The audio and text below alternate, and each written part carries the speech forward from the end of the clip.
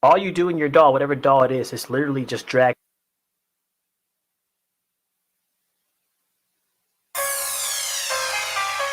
Yeah. 144. Yeah. Yeah.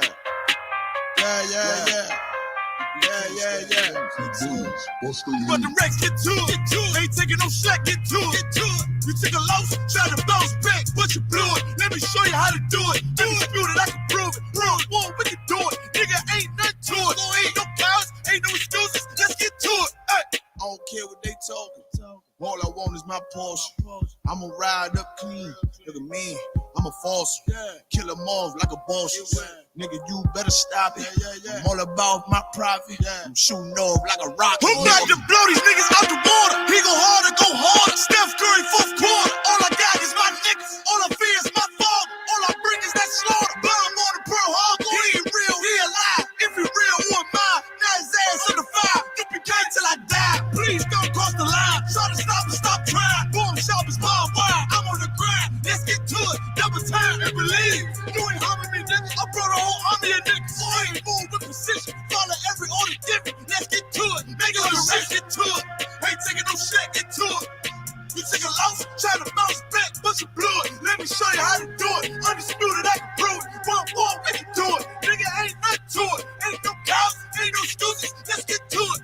You hear the truth that I'm speaking? Lot of hate for no reason. Probably don't understand. That's why I got the master plan. And all the power in my hand, slinging shit on demand. You better watch where you stand. You get flamed up and ain't changing up for nobody. They're warfare, what you know about it? This ain't a rap, this a message. Ain't it real, be respected. Fake niggas like a virus. Lot of niggas infected. I came to correct it. Bought a whole bunch of soldiers. They move at my discretion. When the rebels hit the entry, all them niggas hit the exit. Them niggas get the sprinting. I demand your attention. Solid nigga, I ain't folding. Plus you know a nigga hold it. Nigga, look how I'm rolling. Shorty check my demeanor. He's smooth, but I'm cleaner. Flow like Aquafina. Hit him, run the Serafina. Yeah.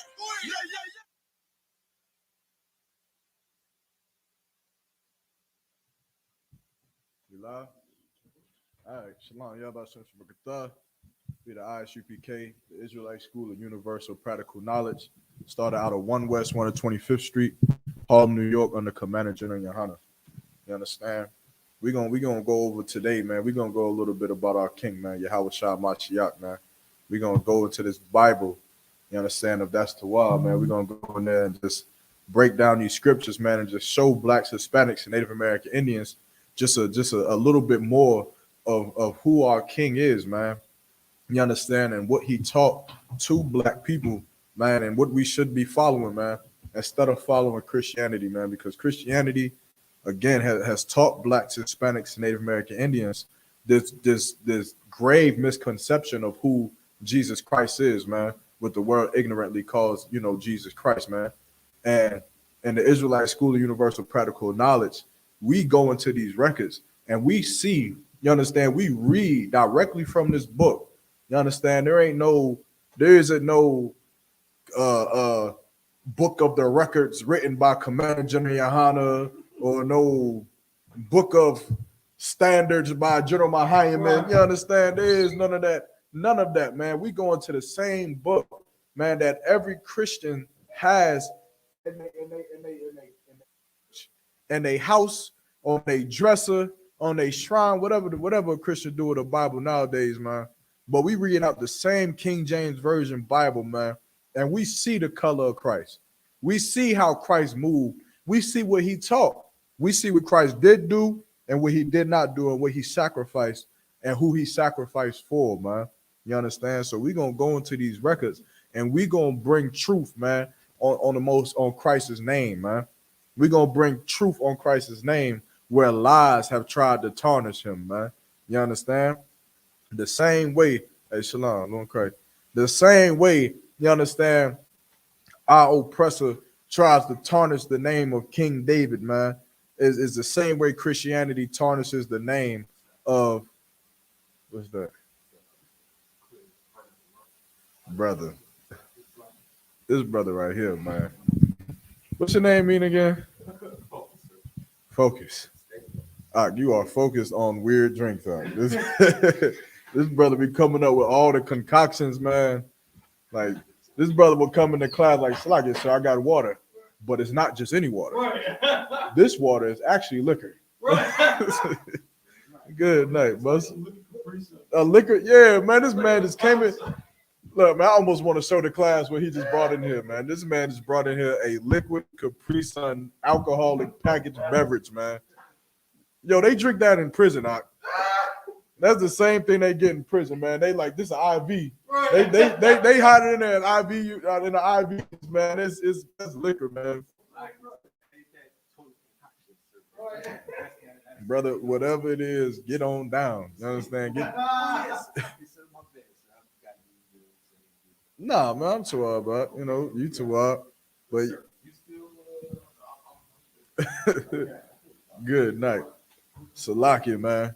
You understand? But just like all Christianity and all oppressors try to tarnish the name of King David by teaching us that he was a white man and that he was a homosexual and this, that, and the third, which of course, and not to sidetrack too much, man, but just because I said it, it's such an asinine idea for our oppressor to try to teach us that King David is a homosexual as if it's a bad thing. You understand? Like, you ever thought, like, why do they try to say that King David is a homosexual as if it's a bad thing when our oppressor is born again homosexuals? Right. Like, that would be, they would applaud that King David was a homosexual, but they try to say it as if, you know, oh, he was a homosexual and this, that, and the third to tarnish his name, man, because they know for a fact that King David wasn't no homosexual, nor was he a white man, man. Right. You understand? He was a strong black king, man, that lead, you understand, Israel at some time, man, from the tribe of Judah,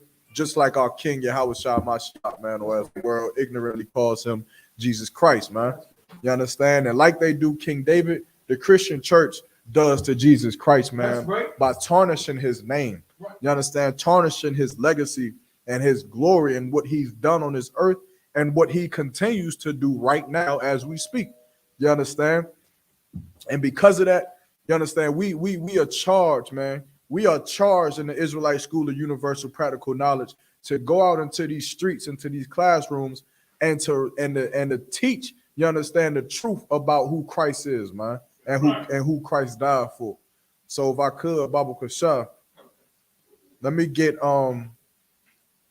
Zephaniah chapter 2 and verse 1 really quick. Everybody online, if you got questions, go ahead and get your questions ready. Anybody in the room, go ahead and get them questions ready. And questions out the way. Who this?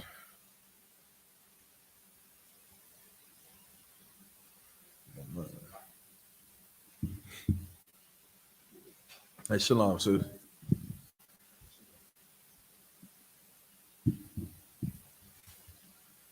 Everybody doing Tawab? Everybody good? All right, let's go. Book of Zephaniah, chapter 2, verse 1. Mm-hmm. Gather yourselves together. Yea, gather together, O nation not desired. You understand? Oh, nation not desired, man. This is talking about a group of people that has to come together, man. That's right. Now, this same group of people that the Bible is telling, you understand, that come together is the same group of people who Christ died for. You understand? Right. There is a correlation between these people and who Christ died for, right? Let's read why. Keep going. Okay. Mm-hmm. Verse 2. Before the decree bring forth, before the day pass as the chaff, before the fierce anger of the Lord come upon you. Now, why is it saying this? Why is it saying, gather together, O nation not desired, before the Lord come and bring judgment on this earth? Why is it saying this? It's like it, sir, because they basically give me a warning that there's going to be a time limit before the Most High comes and brings his judgment, sir. Right, okay. But why is he saying this specifically? Like, think about what the order is, right? The order is for a group of people who is right now separated from each other. To now have to come back together, you understand, before the day of the Lord. You understand? But why is the Lord, what is so significant? How can I put this rather? How is it significant, right? Because of course we know in the truth that these nation of people that's undesirable is blacks, Hispanics, and Native American Indians. That's right. Right? But what is so significant about this scripture? Oh, Slacker, sir, is charging them to come together. No more just blacks, Hispanics, Native Indians, Israelites come together. True. That's the order. Right? But just think about what is being said here. Read it one more time from verse 2. Verse 1, Salakia. Oh, come. The book of Zephaniah, chapter 2, verse 1. So, gather yourselves together. Yea, gather together, O nation not desired. O nation not desired. What is so important about that? Oh, Salakia, sir, it's highlighting the fact that, blacks, Hispanics, and Native Indians are the ones who are not desired by the rest of the world. Right. Brother nations. Meaning that this is talking about a specific group of people. That's right. Right? It doesn't say gather together, O nations. Right. Gather together. You understand? A nation not desired is something that is singling something out. You understand? There are nations on this earth. There are kingdoms on this earth. There are people and languages and different types of oceans and all kinds of things that's on this earth. Right. But for the Lord to say, "Oh, nation that is not desired," then that specifies a nation. That's right. It then specifies a group of people. Now, how can the Christian church says everybody needs to come together? That's right. When the Bible says that there's a nation that's undesirable in this earth that has to come together. You understand? Keep reading. Verse 2. Before the decree bring forth, before the day pass as the chaff, before the fierce anger of the Lord come upon you. Before the fierce anger of the Lord come upon you. You understand? What does that mean? It's like I said before. Before the day of the Lord's judgment comes upon the earth, before Christ returns. Sir. And what is that day? That's a judgment day, sir. Describe it. Slaki.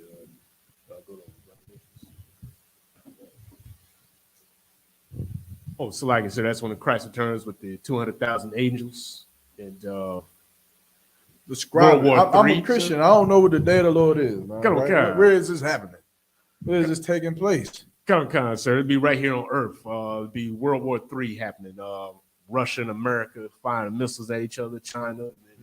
Christ is going to break the sky with 200,000 angels and bring death and destruction upon the world. It'll be warfare going on in that day. You understand?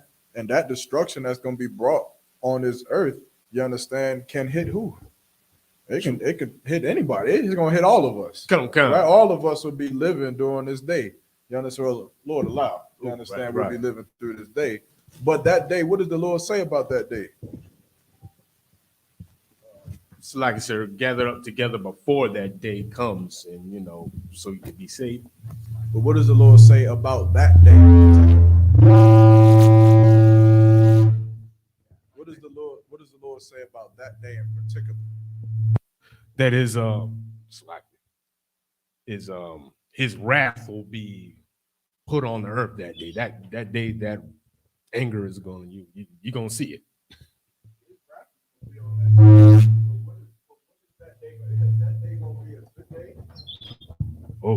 Sir. It's going to be the day of destruction, sir. It's going to be.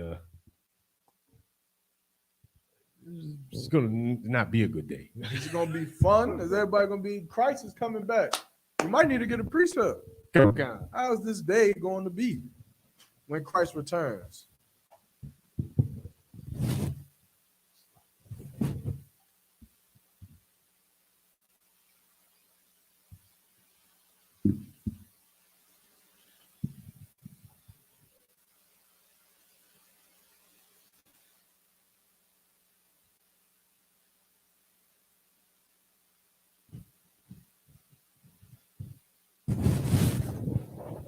So like I said, Book of Revelation, chapter 19, verse 13. And he was clothed, vesture dipped in blood. Christ, and the day he comes back, where he'll be basically bringing war to the rest of everybody who's left who did not come together, Israelites and the rest of the nations. So, okay. Okay, so you okay. Christ's garment is gonna be bathed in blood, man. You understand? But for time's sake, the Lord, the scriptures say what? That the day of the Lord is gonna be a great and terrible day. It's gonna, there we go. That's what I want. Go there. It's gonna be a day of mourning. You understand? This day is gonna be, you understand? The Lord described this day as if, think of the darkest cloud you've ever seen. You remember going outside as a kid and you seen that cloud that was forming miles and miles away, and you was just like, good night. You understand? Imagine you wake up one day and you looking for the early morning sun, right? You thinking the sun's about to come out and the birds is gonna be twinkling and flying around and all of that. But then all you see is that dark cloud covering everything in the sky, man. You understand? You're gonna know in that day that this ain't a good day. You understand? This is a bad day. Sis, what you got? God, yeah, that's what we about to go right now. Read, sir. Go ahead. Come on, the book of Amos, chapter 5, verse 18. Woe unto you that desire the day of the Lord. Woe unto you that desire the day of the Lord. Keep going. Come on. To what end is it for you? The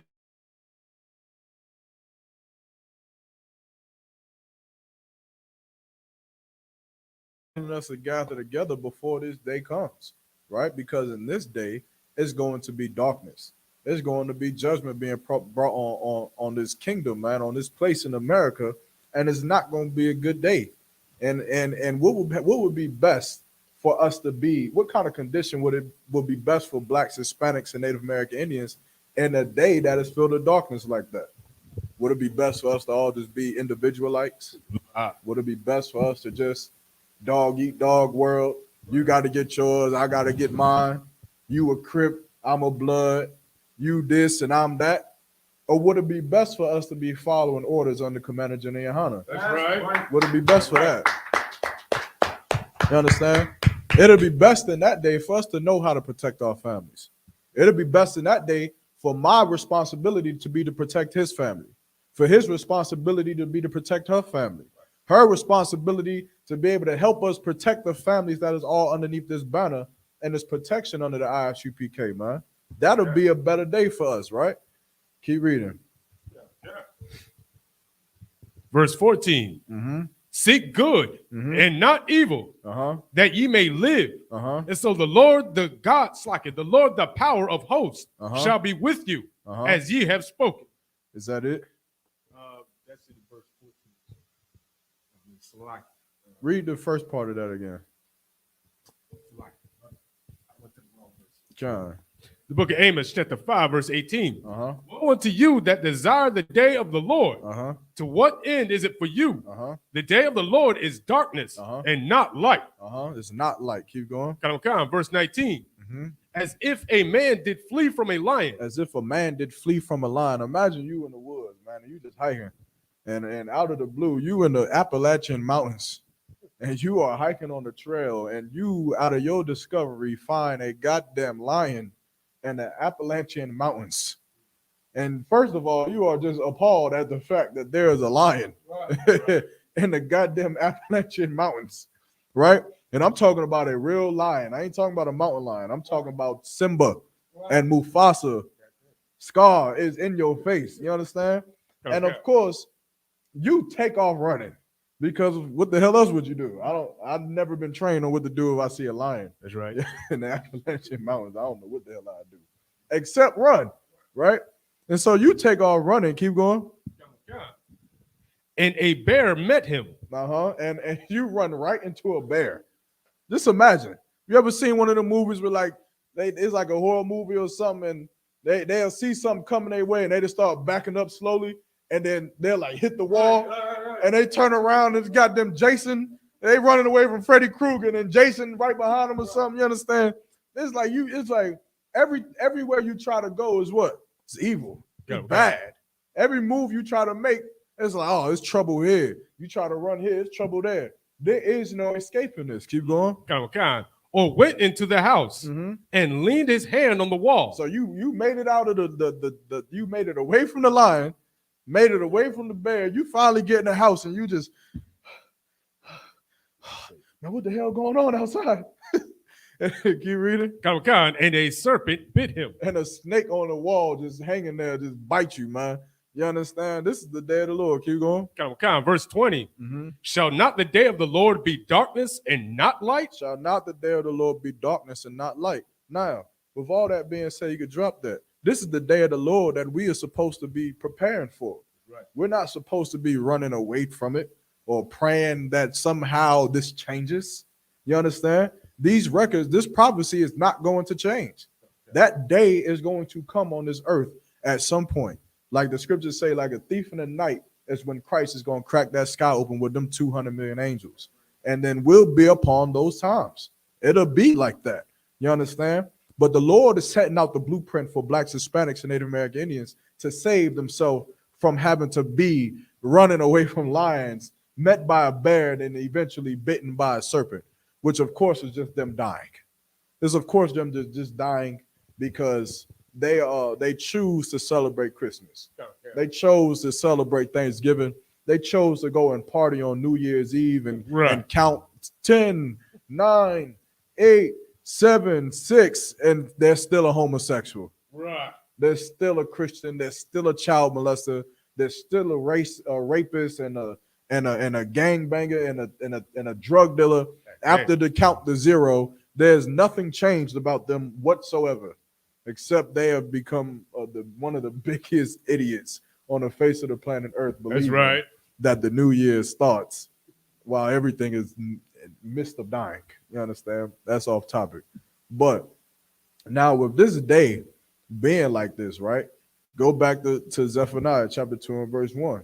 The Lord has given us the blueprint to escape from that judgment that he's going to bring on the earth. You understand? And to be taken up, you understand, as the sons of God. You understand? Or prophesied to be taken up. Salakia. Okay. Read it one more time. Okay, the book of Zephaniah, chapter 2, verse 1. Mm-hmm. Gather yourselves together, yea, gather together, O nation not desired. Now, how do we do this? How do we gather together? How is this possible? What does this look like? Because, of course, a Christian will say what? We was gathered together at New Year's Eve party. We was there. We was there, and because of COVID. All these gatherings we having. Right. We gathering together, right? Okay. So how do you know? I'm a Christian. We do gather together in church. We do it every Sunday.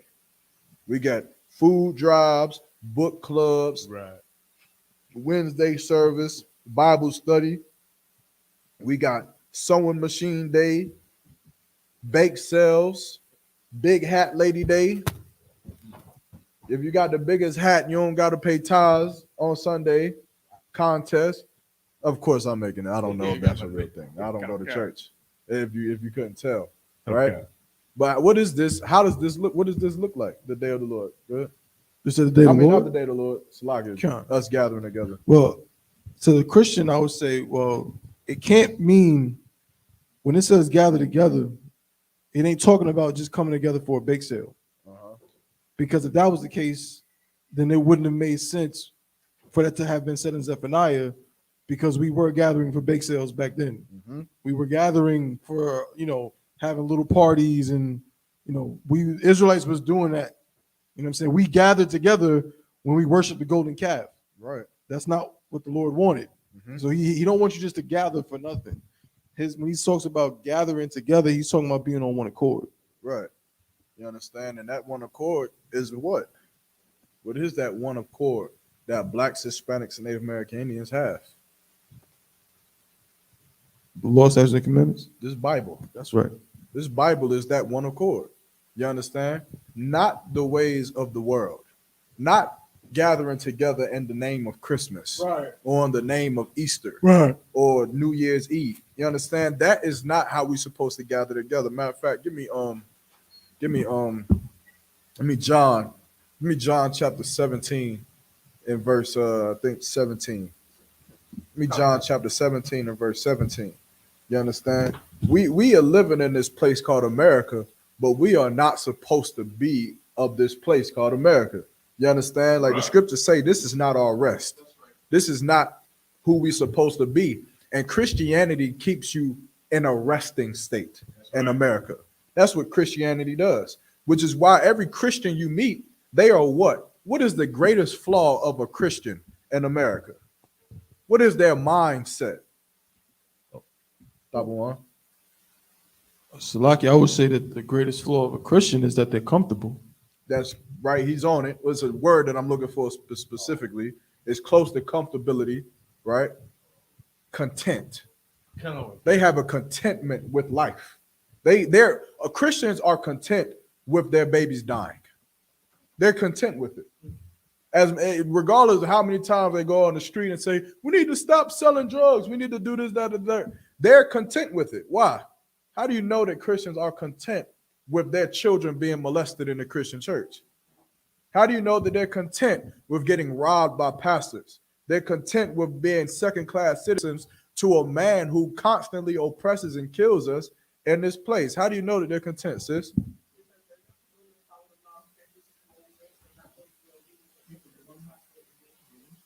The sis said because they don't want to follow the law, statutes, and commandments. They don't want to do what the Most High said. That's true, right? We know that that's true. They don't believe that's true, however, right? Okay. But how do you know a Christian is content?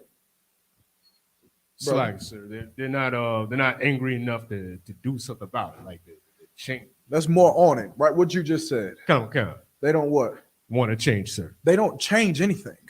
We've been getting killed in America for 400 years. What has the Christian church changed? Nothing. Right. Have you ever heard the saying, if something's working, don't change it? Well, the Christian church ain't working. Right. It hasn't worked for black people. How many stories have you heard of your child being molested in the Christian church? And what do we say? We say, well, that was just that pastor.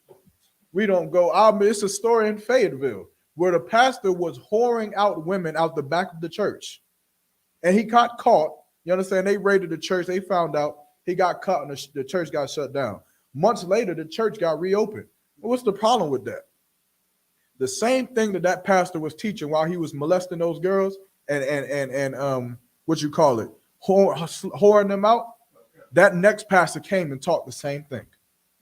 And that same thing is what enables for this wickedness to happen. You understand? Do you know why there are drug dealers? Because drug dealers go to church and they are taught that God will forgive them for killing their people.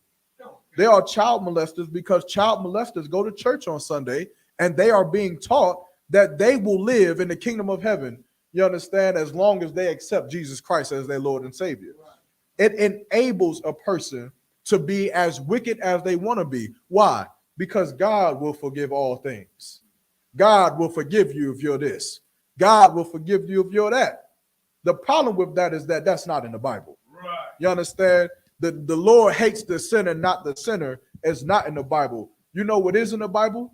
The Lord hates the sin and the sinner. Damn right. The Lord hates you for being a homosexual. That's in the Bible. The Lord hates you for celebrating Christmas. That's in the Bible. Right. You understand? I will shut this whole class down right now if a Christian comes up here and shows me where the Lord hates the sin, but not the man committing the sin. Well, I'll shut the class down if you show me that. Right.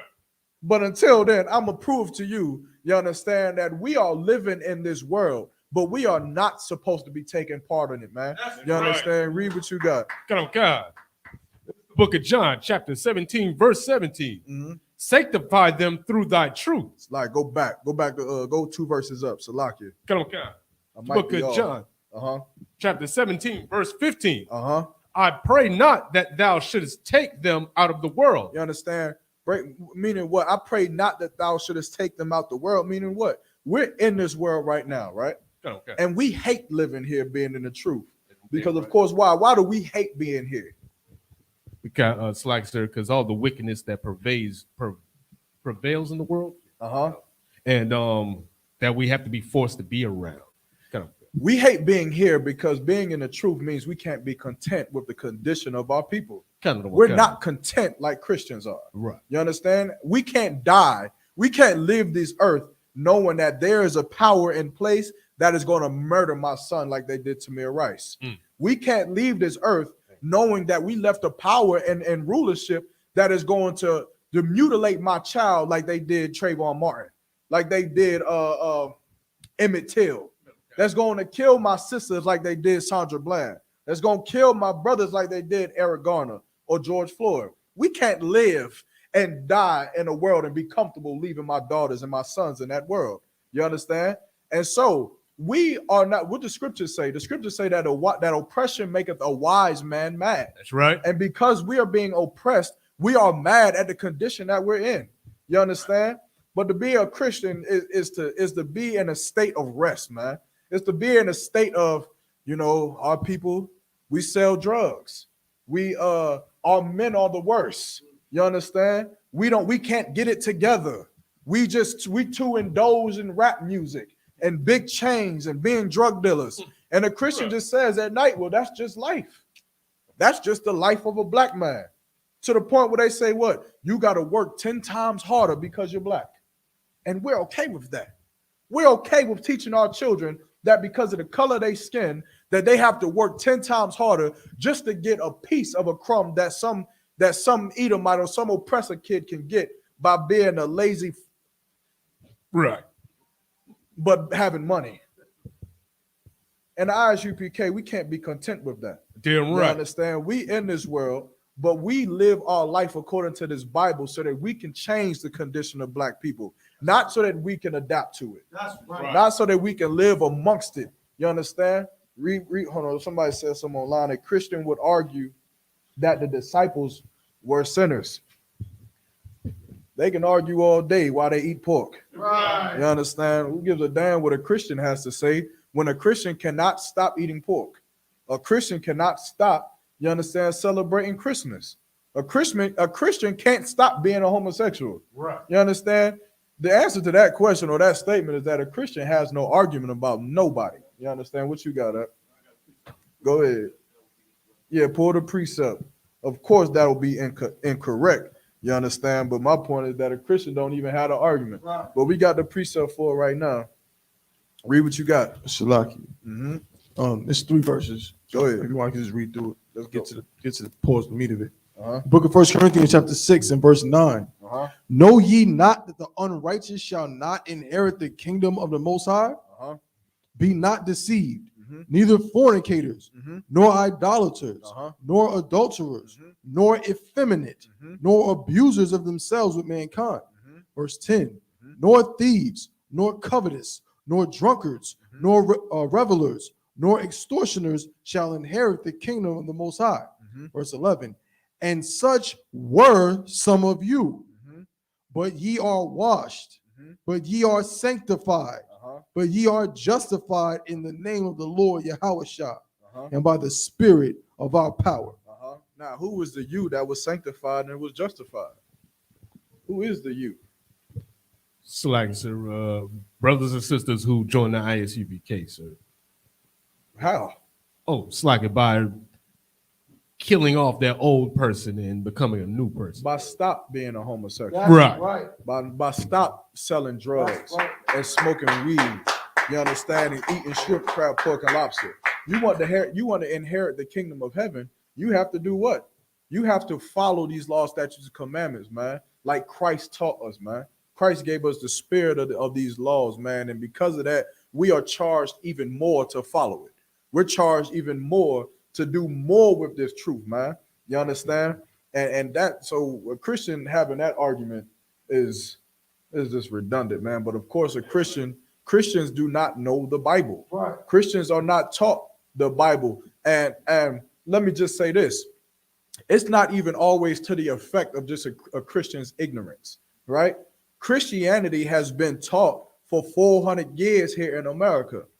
And of course, we've been raised in this Christian system to the point where Christian dogma has become reality for Blacks, Hispanics, and Native American Indians, where we don't even realize that it's a lie. We think that Christmas somehow has something to do with Jesus Christ, whereas you've never seen it. There is nowhere in the Bible that says anything correlating Christmas and Jesus Christ together, except where the scriptures say not to celebrate Christmas. You understand? But because of Christianity, our people have been dumbed down unto an ignorant pope, and to a content people that is ignorant of who Christ is and what the disciples were and what they taught. You understand? Paul didn't teach men to celebrate Christmas, man. Right. He ain't teach men to go get high and smoke weed. You understand? Peter ain't teach men to be homosexuals, man. Right. They taught what Christ taught, man. And what Christ taught is to follow the law, statutes, commandments, and to rid yourself of the filth of this world. To rid the filth of this world, even though we reside in it, even though we live in it, man. Of course, some of us may think it's too hard to get rid of New Year's Eve parties. It's too hard to get rid of Halloween and Christmas because we see it every day, man. But it's not hard, and it's also a requirement. Read what you got again, John 17 and 15. Oh, God. It's the book of John, chapter 17, verse 15. I pray not that thou shouldest take them out of the world. So we ain't praying to be taken out of this. You understand? We ain't praying like this. You got to think of this, man. What is more powerful, man? What's more powerful? Taking somebody out of a situation so that they're not corrupted by the wickedness around them, or somebody being left in that wickedness, but not allowing their self to be, you understand, this absorbent of the things that's around him, man. Oh, which man is stronger, man? Which man is more worthy of the glory of the Most High? Which man should have a crown on his head? It's lucky the brother that, you know, as the scriptures say, if you come to serve the Lord, prepare thy soul for temptation. It's the brother that got all these things going on around him, right? You know what I mean, and don't do nothing. It's real easy to not fornicate if you're living on a desert island, right? You understand? You living by yourself, right, in an island somewhere where it's only you and nobody else. You by yourself. Well, of course, it's easy to not be a whoremonger. Right. There's no women around. Right. Of course, it's easy to not be a homosexual. Then there's no men around. Right. Yo, you could be as righteous if you want to be, man. But what is? Go ahead.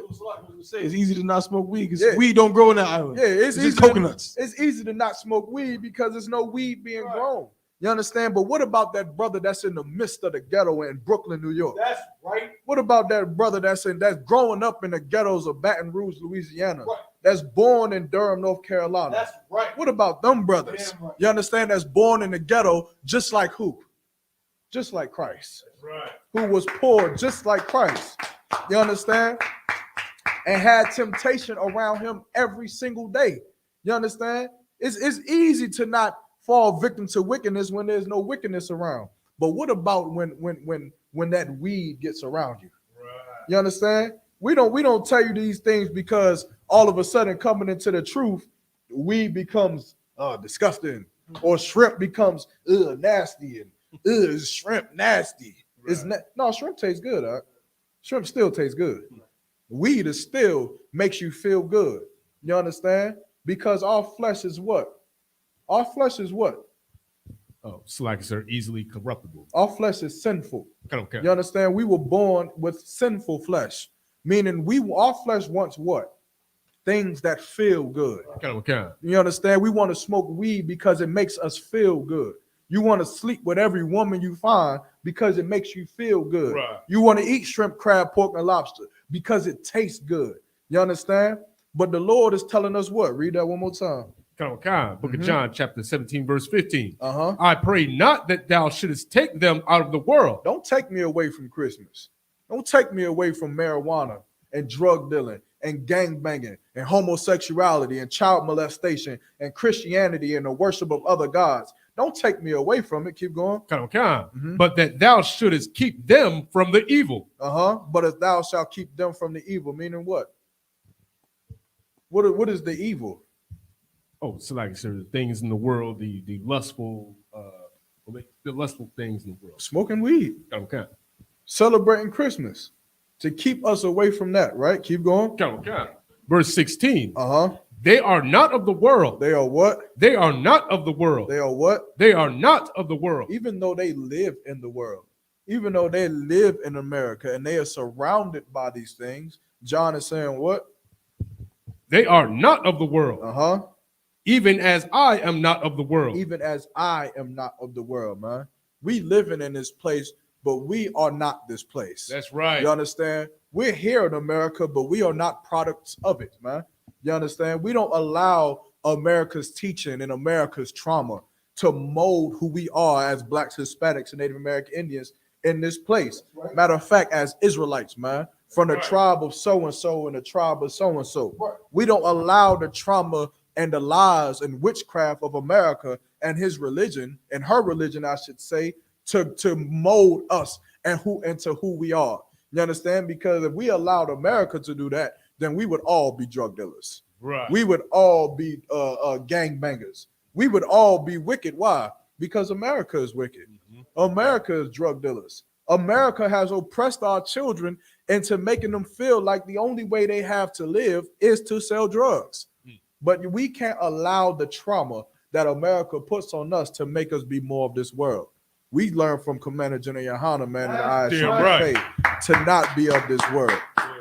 You understand? Keep reading. Read it from the top, Baba Gashar. Okay, book of John, chapter 17, verse 16. They are not of the world, even as I am not of the world. Verse 17. Sanctify them through thy truth. Sanctify them through thy truth, man. What is the truth? The truth is that Christianity is a goddamn lie. That's right. That's the truth, man. The truth is that your woman should not be running your household, man. That a woman should be in submission unto her husband. That's the truth. The truth is that we should not be smoking weed and that we should not be celebrating Christmas. That's the truth, man. You understand? The truth, and the truth is such a beautiful thing. It's a beautiful thing, right? Like imagine, like just remember back in the world, man, where you would have to lie to a woman just to get the box from her, man. But imagine being in a place where you don't got to lie to a woman, man. And as a sister with some sense would even appreciate the fact that now this brother don't got to lie to me. Right. You understand? He can be honest with me. And then that gives her what? That gives her the power to decide, right? Because in the world, just think about it for a second. In the world, you get a woman by doing what? You get fly. You go over there, you put on the fake Rolex. You put on the fake chain and the fake everything. Why? Why you put on fake stuff? It's like it's sort of give that impression of wealth and I'm the status. Because women in the world are stupid. Okay. That's why you do it. That's why you do it. Am I lying? Lie. You do it because you say, yeah. Roxanne, she look, I got this new ice watch. She gonna see that. She gonna think I made it. You understand? And so that, and what else do we do? You go up to her with the fake everything on, and you tell her what? Yo, man, I'm wholesome. I hate that word, man. I hate that word. They go I don't know if y'all had it back in y'all day, but it's definitely popular now. Brothers is going to women and saying, yo, I'm wholesome. I'm a wholesome black man. You understand? It sounds so much like a wholesome black man. Like, man, you ain't nothing but a whoremonger, man. But that's what they do, right? Go ahead, sis.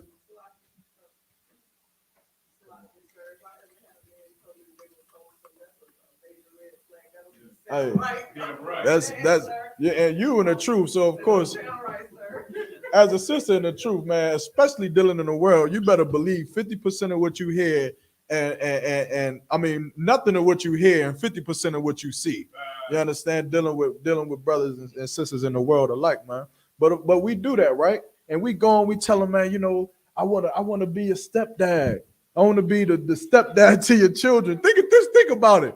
All the things you've ever heard a brother say to a woman, just so he could get the box. Right. You understand? Lying to a woman. And then that does what to a woman? Because she's naive, because she's gullible. She believes it. She believes that you want to be the stepdad to my children. She believes that you got the chains and the jewelry and the money, and she believes that you big balling out here, and she believes that you can fight because you killed 2 dudes before, and you done got stabbed once, and you done did 10 years in penitentiary somehow, and you only 21 years old. And she believes it because she's stupid. You understand? And she good night. She believes it, right? Of course, because she believes it, she gives up the box. Some time goes past, and then she realizes that the chains are fake. She looks up the brother's name and seeing that he's never even been arrested before. Right. He's never been stabbed. She can't find a stab wound on his body for nowhere. And she realizes that this brother just lied. But now she's she's in it now. Okay. And now she is sleeping with a goddamn liar, which happens for the majority of relationships in the world. But what if brothers just didn't have to lie? Right. What if brothers didn't lie? Then that will put the power in a sister to do what? To actually choose. To actually choose the type of man she wants to be with. So then if a brother goes up to her, she says, hey, I remember, I think, what was it? The Nat Turner movie where Nat Turner went to that woman, man. He was like, I don't really got anything at all. But I like you, however, and I want to be with you. Honest. I don't got nothing, but I want to be with you. That gives the woman what? Choice, sir. It gives you a choice. Now, don't be talking about nothing when he ain't got the Mercedes Benz. Right. You understand? Don't say nothing when he ain't pulling up in the $1 million car and don't got the Rolex and the AP watch on, because he was honest, man. But the point is this. If brothers didn't have to lie, you understand, then sisters would have the ability to be able to choose exactly who they want, which is why in the Israelite school of UPK, we don't do what? We don't lie in here. Damn you right. Understand? What you see is what you get. You got a hardcore priest and prophet with boots, braids, and beards, and that should be enough to satisfy. You understand? Right. But imagine a world that was like that. You understand? Imagine a world where we grew up and that was just the norm, man. You understand? And we didn't live, you understand, the way that we live today, man. Our relationships would last a lot longer. You understand? They would last just a little bit longer if we lived in this way. Read where you at one more time, Salagi. The book of John, chapter 17, verse 17. Sanctify them through the truth. Sanctify them through the truth, man. You sanctify that sister through the truth, man, by telling her the truth. And it's a beautiful thing. It's like a breath of fresh air. You know what we're all brothers, we're all niggas in the world having a heart, but it's hard for them to say to a woman that in the truth we could proudly say. As a brother, if I got a wife, I love my brother more than I love you. Now you don't got to figure out why we always with the boys. Now you don't got to question it. Because this brother right here is more important than you because he represents this truth. He's in this school. And I have to give my life to him first before I give my life to you. Because that's the rank in this. You understand? And that's just what it is. And it's in the world, you know you said it in the world, right? I love my bros. What? Bros before hoes. Right. But you never understood why that was. So you always had to do what? You had to lie. Right. You had to say what? Oh man, I'm going to the library for some schoolwork. She FaceTime you and all she hears is niggas in the background playing crap. So you're like, nah, I'm at the library chilling. What you want? Like, you understand? But in here, you don't have to lie. And which that'll do what? Read it one more time. Oh God, book of John, chapter 17, verse 17. Sanctify them through thy truth. It'll sanctify her, man. It'll sanctify that sister to not be lied to. To not be lied to. To be able to tell her, hey, I'm an Israelite from the Israelite School of Universal Practical Knowledge, and the most important thing in my life is my brothers in this truth. Now, I got some love for you, too. I got some protection for your ass. That's right. I got some leadership for you, too. But everything that I am comes first to them, which means what? That woman going to have to learn to do what? She going to have to learn to treat my brothers better than she treats me. She going to have to learn to take more account for them than she does for me. Because they're more important than me. Now, what if we grew up in a world like that? What if we grew up in a world where brothers looked at their brothers, you understand, and they worried about their problems more than their own? And then your wife is worried about what Maya Shaw is going to be able to wear for the Passover. Imagine that. Imagine your rib coming to you and saying, does any brothers not have a garment? Is there any brothers that don't have transportation? Is there any of your brothers that don't have a place to stay? My husband, my Lord, has any of your brothers not eaten today? Is any of your brothers broke and going through bad child support problems? What problems do your brothers got that we can fix? You understand? Imagine having a woman that was so concerned about your brothers, and then they having a woman that's doing the same thing. Imagine what we could do in this nation. Imagine a sister being so concerned about the well-being of this school, about the paint job of the school, about the seats not having cushions on it, about the bathroom not having a paper towel wrap, or about it not smelling a certain way, or about us not having something that women would damn near take over the care department. Or what's it called? Salakia, what's the department called? It's slipping my mind. The caretaker department. They would damn near take over. We might have to bring them into council. Like Salakia, it'll be 12 ribs in there. Like, yeah, we done got an overflow of paper towels, toilet papers through the roof. We got fragrance scents of every kind. We got incense. We got hand wipes. We got the softest toilet tissue you can find in the world. And we got water and everything that you could ever possibly need up in this school, because they've been sanctified through the truth that this is the most important thing. That's right. You understand? Not what you got for Christmas. Not what you getting for Valentine's Day. Right. Not what you doing. Not what a trip you taking to Maui. You more worried about your brothers, man. And it's the same thing for your brothers, man. It's the same thing all around, that this truth is what sanctifies you, right? Keep going. Okay. Thy word is truth. Thy word is the truth, man. And what is the word? I just said it. So like the truth, sir, this law, statutes, and commandments. It's, Christianity is a goddamn lie. That's right. Damn right. Understand? Islam is a joke, and we are not supposed to be selling weed, man. That word is that truth, man. What we taught in this school, in the Israelite School of Universal Practical Knowledge, is the truth for all blacks, for the whole earth, for Edomites, Moabites, every nation on the face of the planet Earth. This word that we teach, you understand, is the truth, man. Christ is going to come back, and he is going to judge this place, man. And blacks, Hispanics, and Native American Indians, man, we have a time to come back together to learn how to do this, to learn how to be this people again, man, so that we can reclaim the glory that the Lord had promised us from the beginning, man. You understand? Keep going. Mm-hmm. Verse 18. Mm-hmm.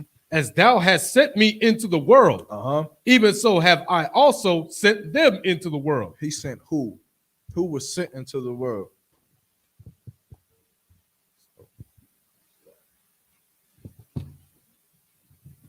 So would it be the disciples? He sent those men into the world to do what? To teach, to go and save them, brothers. The scriptures say what? For now he called for fishers, for fishermen, right? And they shall fish men. You understand? And that's what we do. We go into the world, man. We go into these clubs looking UPK'd up. You understand? Showing the glory of the Most High in the world to do what? To save those brothers, man. To sanctify them, to show them what true brotherhood is. We go into those clubs and we move how we move in the order that we have. And we know that brothers look at us and they say, what? Damn, I wish I could roll with them. I wish I could get me one of those covers like they got. I wish I could be a man of war. I wish I could hang with brothers who didn't have to fight each other every goddamn second. Right. You understand? Hang with brothers who actually love one another, who actually cares about one another and would die for each other in a second, man. You understand? When you out with your wife, when your wife goes out, man, the type of woman that goes out into the world and brings glory unto your name, man. Not the type of woman that you have to put a leash on. You understand? You got to say, put your location on. Come on. Turn the location on and call me every 30 minutes that you go out to the club, and limit yourself to 2 drinks. You don't, that ain't the type of woman. You might as well just stay home, man. Right. You understand? But the type of woman, man, that could go out into the world and be the truth inside of that world. Keep going. Verse 19. And for their sakes I sanctified myself, that they also might be sanctified through the truth. Meaning what? They look up to him. Right. And so he does what? He doesn't smoke weed. That's Right. He doesn't eat shrimp, crab, pork, and lobster. He doesn't indulge in things of this world, man, so that the people who is looking up to him and learning from him won't indulge in it neither. Now go back to Zephaniah. We're gonna end off on there. Okay. Not end off, but is there any questions in the room? The water, sis. The water.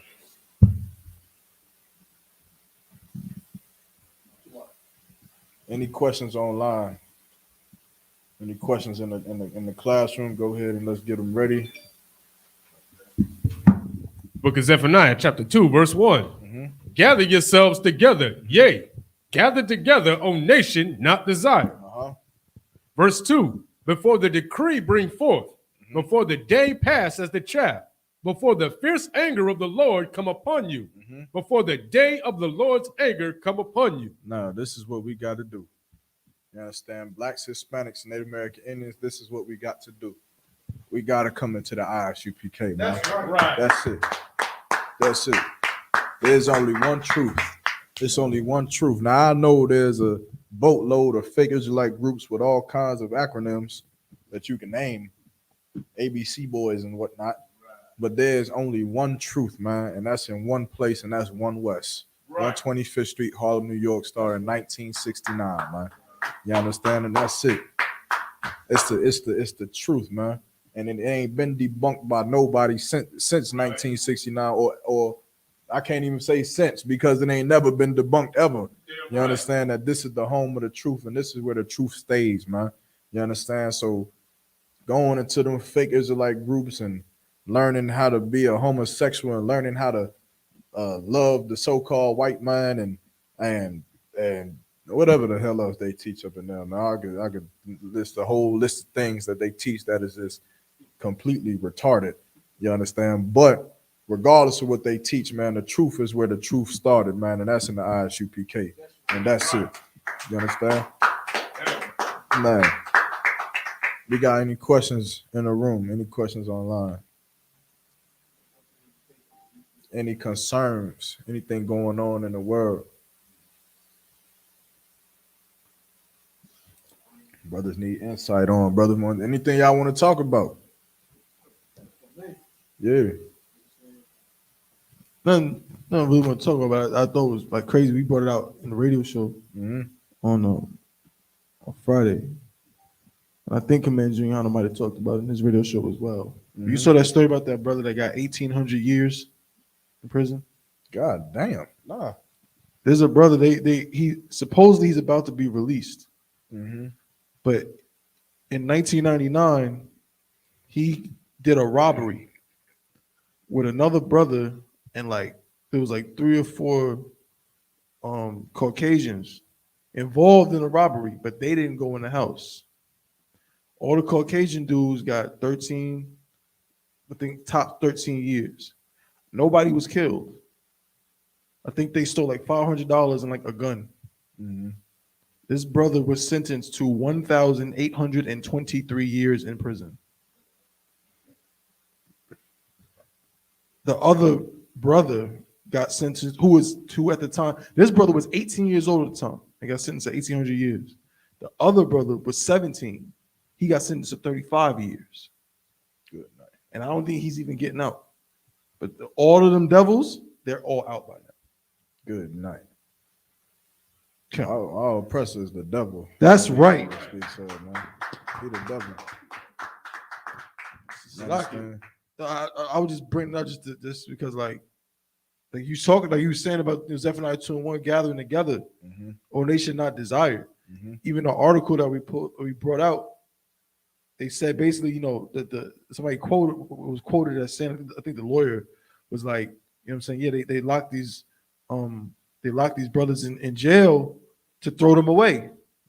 It's like you have never heard of nobody else getting 1,800 years for a non-violent crime when no one was killed, or even if he did kill somebody, just say life. They gave him they specific 1,823 years. That's something that could only happen to a brother. We are so not desired in this place, and things are so it's not ain't no American dream. It's a nightmare. That's every time you turn around, people didn't even know about that. That's from 1999. You know what I'm saying? You think you would never, that's like something out of a movie, man. And that's real life. And that number right there goes to show you just how much hatred our oppressor has for us. That's right. You understand? Like, to give a man 1,800 years is like more than 18 lifetimes. You realize that, right? That's more than like a baby being born 18 times over and dying. A baby being born and dying. That's more than 8. That's like 20 something times of 20 something lifetimes that they gave this man, knowing this brother probably won't live past 70, 80, something like that. You understand? But that just goes to show you how much our oppressor hates black people. We could have just gave him life. Could have said, we're just going to give him life. However, man, we're going to give him 1,800 years, man. That is how oppressor feels about us, man. Sis? Salakia, sir, I was going to say what you just said is so heavy because when you said nobody was hurt, injured, or killed, and they sitting here, and even when they went and rioted all through the Capitol last year, it was like 5 people that died from that. You ain't seen none of them. You ain't seen them come up with no terrorism charges. You ain't seen them coming up with traitors. You know what I'm saying? It, like being labeled that people died during that, but they don't want to hold themselves accountable because that's not in their DNA. Right. You know, but they want to hold this man 1,800 years. Yeah, that's wild, man. And nobody died. Nobody was even hurt. That's why he the devil. And that's why Christ has to come back and bring judgment on this place for the robbery that they've done. You understand? How many years will our oppressor get for the robbery and murder that he's committed on this earth? For all the nations of people that he's bombed to piss. You understand? For all the babies that he killed in abortion clinics. Right. For all the brothers that he slaughtered in the streets of America. Yeah. For all the lynchings that he's done. For all the raping that he's done. For all of the lies that he's told. You understand? How many years is our oppressor going to get for that? You understand? Because he's going to have to go to trial. Our oppressor is going to have to go to trial for the crimes he's committed. If I'm not mistaken, there was either a president or some kind of military leader way back in the day. It's like Andrew Johnson or Jackson or something like that. I forget. Don't quote me on it. But he quoted and said that if there is a God, surely we shall pay for the evil that we've committed. You understand? And he's correct. Right. The scriptures say what? He that killeth with the sword must be killed with the sword, man. Right. You understand? What you had, Maya Shaw? So, like I said, I was gonna say, is it said that they're getting like double what they did to us, like 800 to 1,000 years or something like that? Remember, time unto the Lord. Kind of. It ain't, it ain't gonna be up. 400 years is up. Y'all done? Nah. You understand? It's gonna feel like a lifetime. The same way for us. What? It feel like a lifetime, don't it? Yeah, right. Right? Feel like it's we've been enslaved for a long time, man. And that's just how it's gonna be for them, man. And even in that, our oppressor is gonna always be underneath us when Christ returns. It ain't never gonna be a time where our oppressor, after Christ's return, where they are ruling the earth. You understand? The scriptures say what?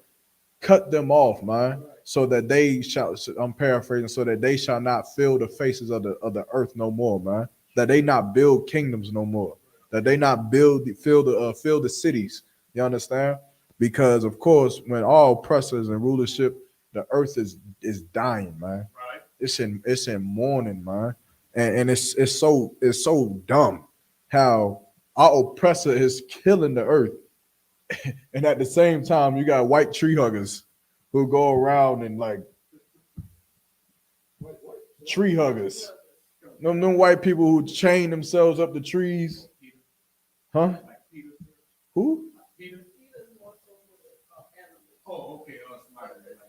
I thought you were talking about Peter Pan, man. I was gonna say what? Nah, tree huggers, man. I'm talking about people who literally go and chain themselves up the trees so that bulldozers don't cut the trees down and stuff like that. It's stupid. It's white people going white on white crime, basically. You understand? But white people do all these studies, and like, how do we know the ozone layer is being destroyed? Because the man who's destroying it is telling us. You understand? He's the one doing the research. How do we know that there's even a need for tree huggers? Because the man who's killing the trees is doing the research on it. You understand? Our oppressor is such a diabolical beast, man, that he kills you and then does research on it. He'll kill you in the streets of America and then say, yep, police officers have been the cause of over 85% of the murders in Chicago. You understand? Like, they'll keep the statistics on how bad they are murdering you in the streets, man. What you got, sis? It's like it, sir. It's wild you just said that, because they really do. They come out with those studies every few months, and they'll tell you that one of the main causes of the black male deaths between 18 and 35 or 45 is police officer encounters. But then they don't want to mandate that they actually do something about it. They let it slide. So they know what the hell they're doing. They just want to keep doing it and just say, yeah, we did it. That's the wicked stuff, sir. Yeah, and again, you understand, that's just how our oppressor feels about us, man. Right. You understand? They know what it is that they're doing to us. They know how they treat us, man. But yet they don't enforce, you understand, for our lives to be actually taken serious, man. They don't enforce that, man. You understand? Which is why Blacks, Hispanics, and Native American Indians have to come back together. And we have to learn how to love one another. You understand? And loving one another also means what? That sometimes you're going to have to come together, even if it means separating from your family. That's right. Even if it means separating from your mother or your girlfriend or your literal wife. You may have to separate from if she is opposed to this truth. You understand? If she says, if you go into them classes and become that cult leader, then you ain't going to be with me. What are you going to do? Sometimes easier said than done. What do you do? Some of y'all be in love. Some of y'all be like that Michael Jackson song, Lady in My Life. Y'all be what do you do, man? That's the lady of your life, your childhood, high school sweetheart. Y'all got 2 kids and built a beautiful family, got a nice house, got a good job. She a nurse and you a lawyer, or you work at a bank, you manage a bank or something. Y'all making 6 figures together. What do you do, man? You just a brother coming in here, man, and you like, man, I'm gonna lose my wife coming up into these classes, man. I'm gonna lose my kids. What do you do?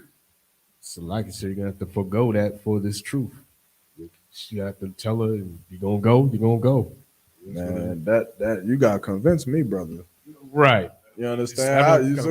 That's what you gonna tell him? He gonna call you damn near in tears. You gonna say, hey, brother, you just gonna have to forego.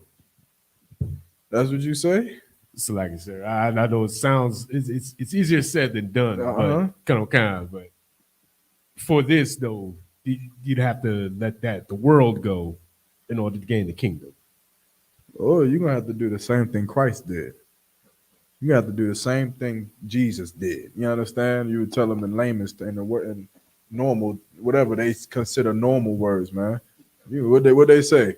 What would Jesus do? Right. What would he do? Right. What would Jesus do if some bitch tried to stop him from saving his brothers from dying?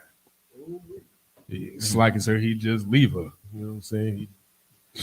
For this brotherhood, he'd leave her. He got it. I was gonna say the brother, he's right, but I wouldn't say he wouldn't leave her. Mm-mm. He was just because he can't leave her. Mm-hmm. You know what I'm saying? He would just be like, no sweat. If you want to leave, do you? But I'm about to go to class. I'll be back. Right. If she there, she there. If she not, she not. That's simple. I know what I do. I don't know if I should say what I do. I go to class and I come back with a sweet young thing. Oh, you still here? Right. Good night. You understand? Go read. Give me Matthew chapter 12 and verse 46, man. And in all seriousness, though, man, brothers like that, man, you gonna have to understand something. Christ suffered through so much more than you losing your wife. You understand? He suffered so much more than you losing your job, or you losing your friends, or you losing your social status in this place. Christ suffered so much more for you to be able to have the opportunity to even have the choice to decide who you would serve. Right. To decide whether you serve your woman rather than to serve the God of the Bible, the Most High. You understand? And so you would have to decide, man, are you going to sacrifice this for Christ or for the Most High, or are you going to sacrifice the Lord for your woman? You understand? And the question you got to ask yourself is, who's going to save you when you get cancer? That's what you got to ask yourself. Who's going to save you from a car accident? Right. Who's going to save you from COVID-19? Who saves you from syphilis? Right. Who saves you from AIDS and HIV? Who saves you from home invasions? Right. Who saves you from police brutality? Who saves you from an earthquake cracking right through your goddamn living room? Who saves you from those things? If you want to go with your woman, maybe. If that's who you want to choose. However, I know that the Lord is who saves me every single day. Damn right. So I'll choose to give my love to him rather than some woman. You understand? I'll choose the Most High over that, man. Yeah. Read what you got. Okay. Book of Matthew, chapter 12, verse 46. Mm-hmm. While he yet talked to the people, Mm-hmm. behold, his mother and his brethren stood without. Now, we talking about who? Who's this person that's talking to the people? It's like you said, Yahweh Shah. This is Christ. You understand? This is Christ talking, teaching the people, man. You understand? Telling them the truth, man. Keep reading. And And Salakia, and his mother and brethren stand without, meaning what? His mom and his brother was outside the door. You understand? Keep going. desiring to speak with him. They wanted to talk to him. Now imagine this, man. You seeing Christ teach, man. Okay. Imagine seeing Commander General Yohana on the microphone at camp. Okay. And at the table, you see his mom and his brother, you understand, just standing there like, yo, we want to talk to my brother, man. They calling him by his slave name and get him down here, get so-and-so down here, man. We want to talk to my brother. This is serious, man. Let's talk to my son, right? Imagine that picture, man. You understand? Keep going. Verse 47. Uh-huh. Then one said unto him, behold, thy mother and thy brethren stand without. And the captain go up there and they tap him on the shoulder and say, lock it, General, your mom, your brother at the table. You understand? He's teaching. Brother say, your mom and your brother, they standing right there at the table, sir. They want to talk to you. Keep going. Desiring to speak with thee. They want to talk to you, man. They said it's important. They said it's urgent. Keep reading. Verse 48. Mm-hmm. But he answered and said unto him that told him, who is my mother? But he get back on the mic. And he tell whoever it is, right. Captain Mashak, who is my mother? Let me not say that. Captain Mashak wouldn't even probably do this. You understand? Right? But let's for the sake of the example, right? He tell Captain Mashak, man, he say, who is my mother? You understand? Keep going. And who are my brethren? And who are my brethren? You understand? I hear you saying that that's my mother and my brother, but who is my mother and my brethren? Keep going. Verse 49. And he stretched forth his hand toward his disciples. He stretched forth his man to his camp. Them brothers that's on Shamar that's ready to defend him with their very lives. Them brothers who every day decide to fight against selling weed and using drugs and celebrating Christmas. That's right. Those brothers who sacrifice their Saturdays to be there to protect him. Those brothers who sacrifice their lives to protect this truth, man. Right. To be an outstanding brother to brothers and sisters in this truth. You understand? Sacrificing the ways of the world, man, and the love that the world can give and the riches and the promotion and the status that the world can give you if you would just accept the world as your life. Right. If you would just accept being a homosexuality, the love you would get. If you would just accept being a drug dealer, the praise you would get. If you would accept the things that the world has to offer, the promotion that you'll get in this world. But these brothers who's at the camp denies it. That's right. They denies the riches of this world. They deny the power that this world could give you by turning your back on the Most High. And he says what? Keep going. Come, and said, behold, my mother and my brethren. Behold, these is my family. That's right. These brothers are my family, man. You understand? Even though that's my physical mother, even though that's my biological brother, man. Right. These is my mother and my brethren, man. This is my family. Now, why is Christ saying that? Why is he saying this? It's like, sir, if I could, he's making a separation from, you know, the world and this thing that's more than the world. Mm-hmm. That's the truth. And what is the truth? So, like you said, this work of the Lord, the law, statutes, commandments. What is the truth in this context? Oh, what is the truth? Remember the truth, the sanctify yourself. You understand? You sanctified by the word. The word is the truth. What is the word here? What is he saying? It's like the truth in this context would be similar or the same as the truth now. You know what I'm saying? When he talks about the truth back then, he's talking about the people that was in the school with him, or better yet, that were his followers. Mm-hmm. You know what I mean? The disciples was his followers, so they was in the truth. His mother and his brethren, they weren't in the truth at the time. Right? And simpler, right? Think about what I said before about the truth and how it sanctifies you. By teaching the truth. The words that this brother is saying right now is the truth. What is the truth? What is the truth that sanctifies you? That makes you go, yeah, that feels good to get off my shoulders. What is the truth that Christ is telling you? like, sir, lack of a better word, like the good. It's it's not a trick question. It's right in front of you. Can we read it again? Read it again. oh God. It's right in front of The you. book of Matthew, chapter 12, verse 49. Mm-hmm. And he stretched forth his hand toward his disciples and said, Mm-hmm. behold, my mother and my brethren. Uh-huh. Verse 50. Mm-hmm. For whosoever shall do the will of my Father. Mm-hmm. Oh, well, stop. It's like, What is the truth? oh, Sis? That the Christian church is a lie. That is the truth. But in this scenario, what is he teaching you? Remember, it's like the Christian church is a lie, right? That's the truth. Selling drugs is against the Most High. That's the truth. right. Being in a fake Israelite group is not going to get you in the kingdom of heaven. That's the truth. Okay. What is the truth that's being taught here? It's right in front of you.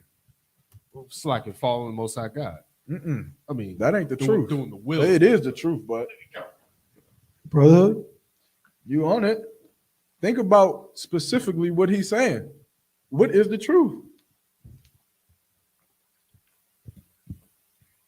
I want y'all to get this one. You understand? What's the This scripture? thing is right in front of you. Matthew 12 and verse 49. He stretched forth his hand toward his disciples and said, behold, my mother and my brethren. What is the truth?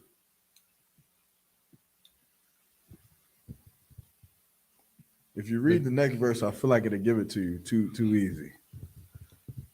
It's like it's the ISUPK, the brotherhood you're Okay. with. Look, all right, look.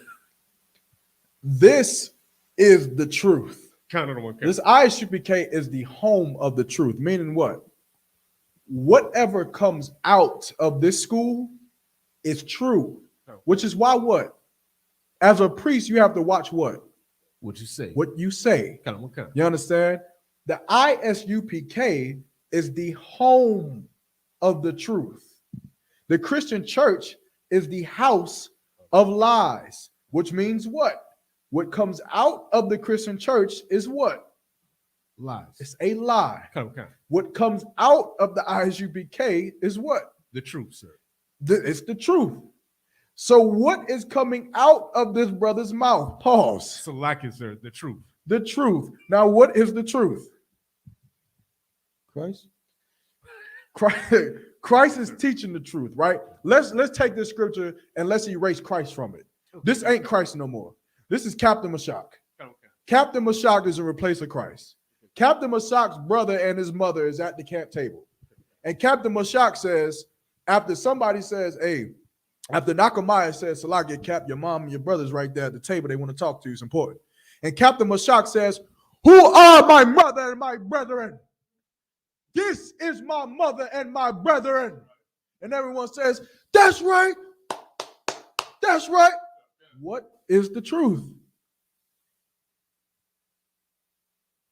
It's not a trick. It's right in front of you. It's on the pages you're reading.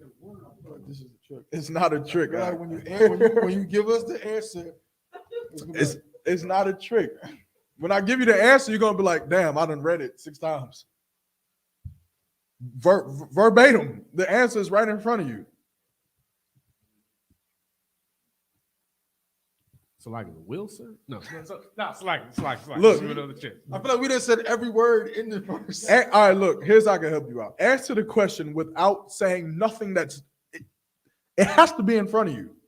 Don't tell me the answer, read it. Read the answer. It's right there in verse 49. And he stretched forth his hand toward his disciples and said, behold, my mother and my brethren. So what is the truth? Man, no. We'll try this. The truth is that whosoever shall do the will of my Father which is in heaven, the same is my brother and sister and mother. I'm not going to give you that because you read the whole thing. But he just said the answer. He just said the answer. What is the truth? The brethren, the will of the Father. No. You keep saying it's in the verse. It's in the verse, man. I read the whole. I don't want you to say the whole thing. What is the truth? It's like, sir, it's If one word. if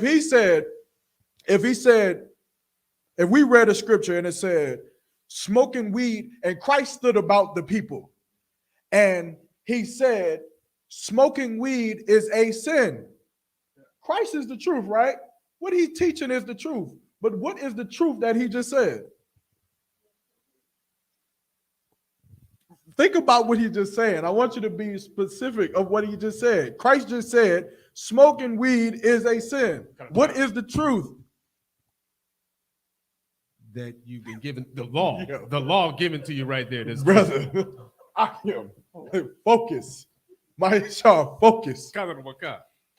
This is the home of the truth. Out of what comes out of the priest's mouth is what? The truth, sir. The truth.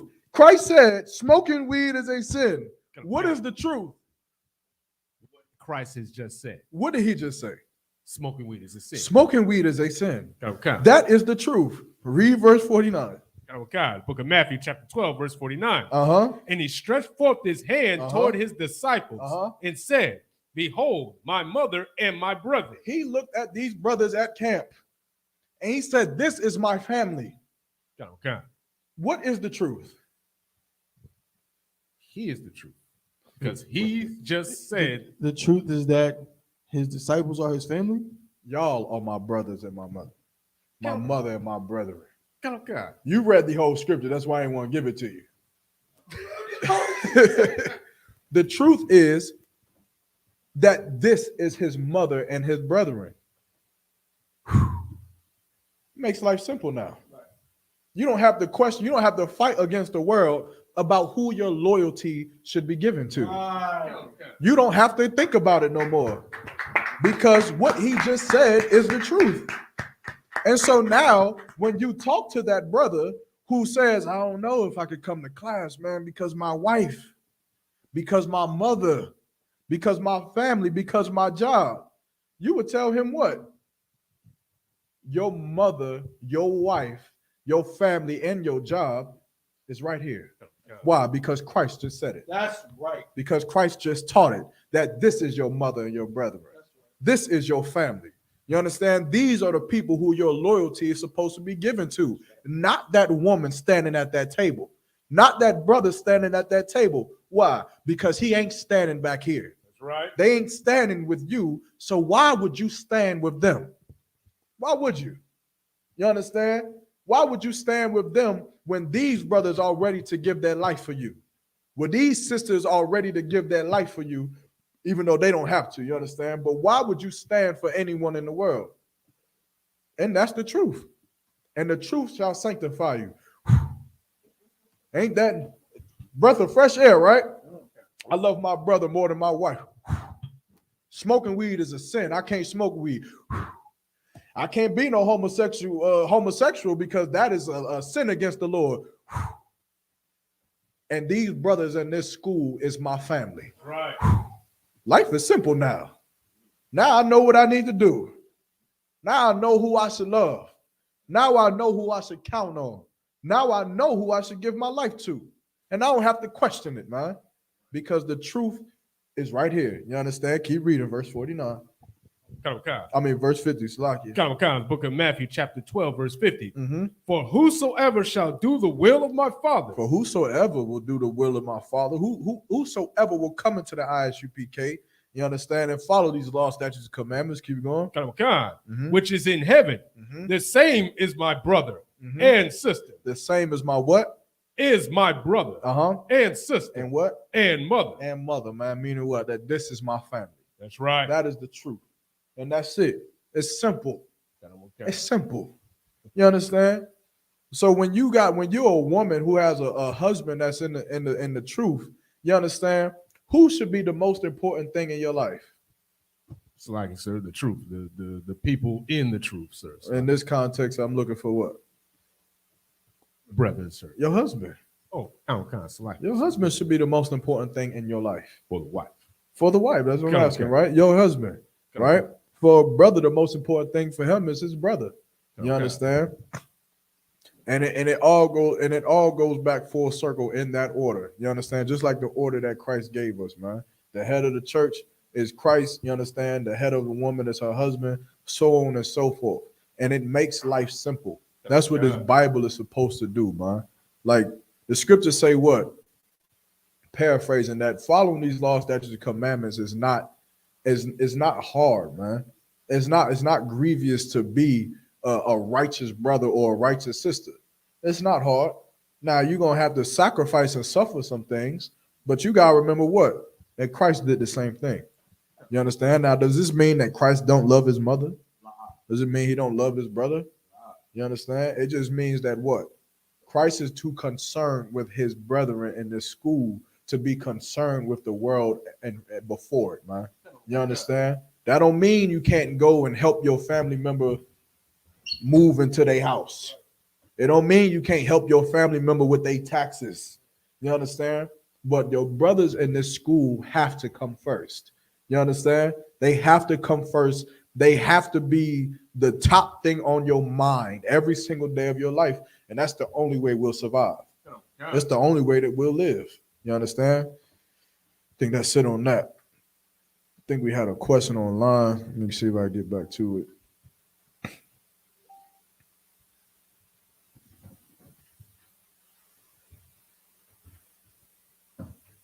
I ain't even about to entertain that. You understand? We getting the hecklers now. All right, man. Drop. Where we at? What time we got? 8:42. Let me see. Any other questions? Any other thing brothers want to bring out? It's like, sir, I don't know how long it take or would take, but how can we prove that the so-called Jew definitely ain't the Jew in this Bible? That he's trying to, he says he follows this Bible, or at least the Old Testament, but we can easily prove that it's not him. How? It's like is it that verse where it say the ox knoweth his master and the donkey the ass his home, but not my people know not. Yeah, I mean you could use that. Go to Revelation 2:9. You could use that, but you would rather more so want to prove that the people who say that they are the Jews now are not. It's like, sir, and yeah, I thought about Revelation 2:9, but then I also thought like, okay, well, they don't follow the New Testament, so would they even entertain any of that right there, like in Revelation 2:9? Who gives a damn? God, right. Yeah, right. You understand? Like, who the hell cares? At the end of the day, who gives a damn what the hell a so-called Jewish man does? You understand? I don't give a damn about what they follow, what they don't follow. Right. I know that this book says that they are a goddamn liar. You know That's what I'm right. saying? So like it. So this more so just for not trying to convince him he's not the Jew. I'm trying to convince my people that those who claim they are the Jew are not the Jew. So I would definitely use something Yeah, like our job as priests ain't necessarily just to go and like convincing a white person that he's a white person doesn't. I mean, doesn't really help us that much. You understand? Right. But convincing a brother that he is royalty unto the Most High, that brother might be liable to save your life one day. You understand? A white person is convincing a white person that they are the scum of the earth is more so for their shame, and it's something that's going to happen anyway. That's right. You understand? The scriptures say what? That shame is going to cover thee. You understand? And they going to know that they have been nothing but wicked, treacherous people on the face of this on this planet Earth, man. Right. Throughout their generations. But read Revelations 2 and 9. Kind. This is the book of Revelation, chapter 2, verse 9. Mhm. I know thy works and tribulation. I know thy works and tribulations. What is this saying here? I know thy works and tribulations. It's like if I could, it's saying, I know what you've done in the world and the struggles you go through. Kind.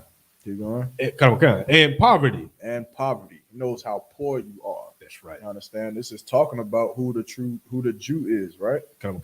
Keep going. But thou art rich, Uh-huh. and I know the blasphemy. And what is a blasphemy?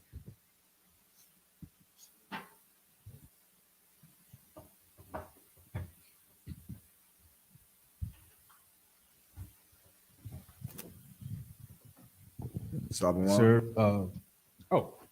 Kind. The Oxford Dictionary definition: blasphemy, the act or offense of speaking sacrilegiously about the Most High or sacred things. Mm-hmm. It's a terrible lie. Kind. You understand? Keep going. Kind. The blasphemy of them which say they are Jews Uh-huh. and are not. And are what? And are not. And are not, man. That Jewish man up there and wherever the hell they at is not Right. it's not a Jew, man. That's right. You understand? And you can go everywhere in this Bible where it says the Jews are black. You can there was a sister on my Instagram who was just in Egypt like this week. You understand? And she was taking videos of the pyramids and the hieroglyphs and stuff on the walls. Okay. And it was just what's white people say? It was just the darndest thing. that the people on the wall was like brown and like the tour guides, the Egyptians were white. It was the darndest thing that it was, we know the truth. Right. But that they are not, you understand? And not they don't correlate, but the so-called Jew, it's same thing. You understand? They are perpetrating a people that they are not. And it is it's not even a tough argument to say that the Jews are black. It's not even a hard argument. It's stupid that they believe it. I think there's a client in the group home that I work in, and he believes that he's a Jew. And I'll be just battling him sometime for practice. Salakia, I don't know if that's it or not, but he believes he's a Jew, man. He be asking me, so what did you do for the Passover? Like, did you celebrate Hanukkah? Yo, this dude right here, man, but he ain't no damn Jew, man. That's right. You understand? The scriptures say that the Jews are in mourning. You understand? And that rich white dude ain't in mourning. Drop that. We're gonna go to Matthew 26 real quick. To end it off.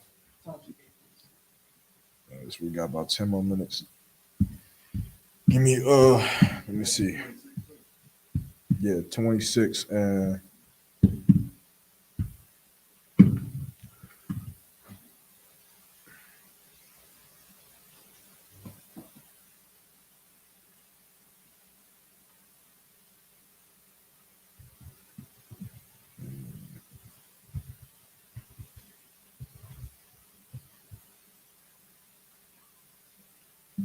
start at verse 35.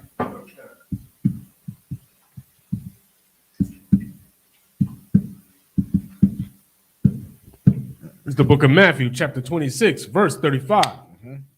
Peter said unto him, though I should die with thee, yet will I not deny thee. You understand? So this is the time where Christ is getting ready.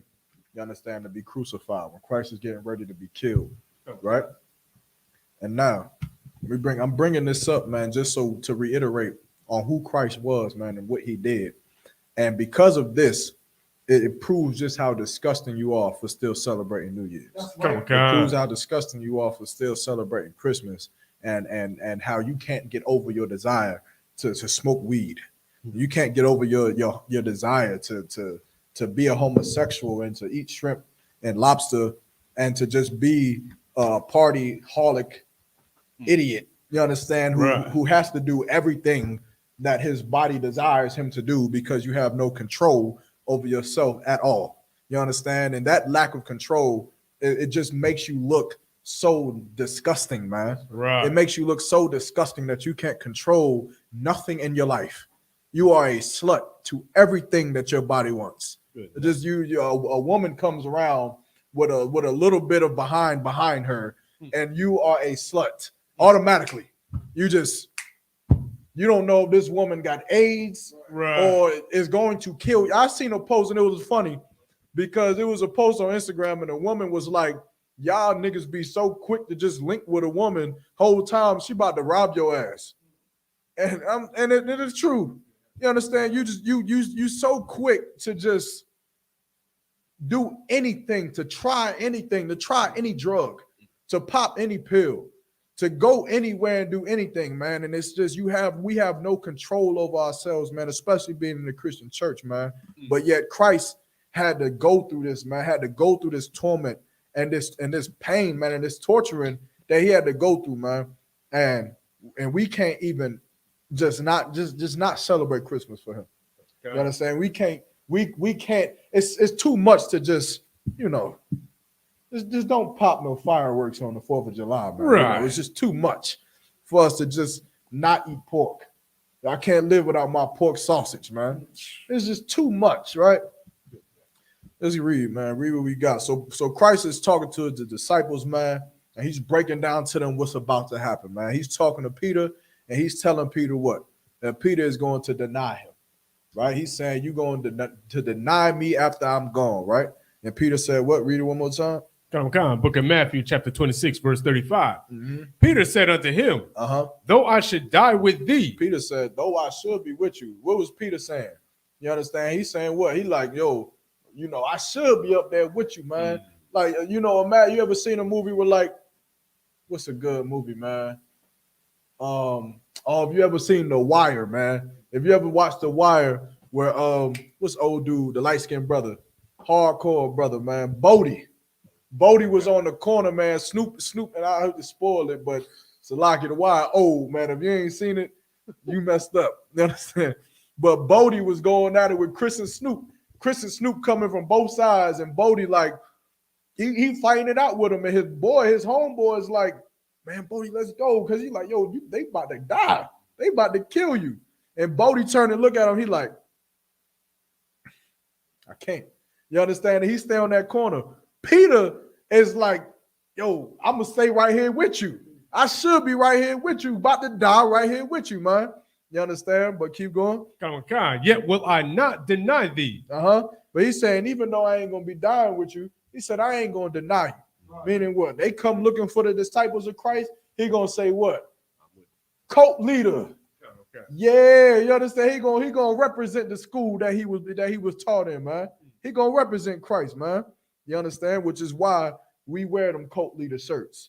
It's why we wear these boots. It's why we wear these shirts, man, out in the world and Walmart. Right. Because what? We ain't denying this truth. That's right. We ain't gonna deny Christ no more. You understand? We gonna rock this, and we gonna rock it proudly. Like, yeah, I'm a cult leader. You understand? The hell, what are you? A goddamn homosexual. I'm a cult leader. You're a homosexual. You understand? No sweat. Keep going. Likewise, also said all the disciples. Verse 36. So all the men said the same thing. Keep going. Verse 36. Then cometh Yahushua with them unto a place called Gethsemane. Gethsemane, and saith unto the disciples, sit ye here while I go pray in yonder. It's like while I go and pray yonder. Keep going. Verse 37. Mhm. And he took with him Peter and the two sons of Zebedee and began to be sorrowful and very heavy. Verse 38. Then saith he unto them, my soul is exceedingly sorrowful. It's like Meaning what was Christ doing, man, when he began to be sorrowful and very heavy?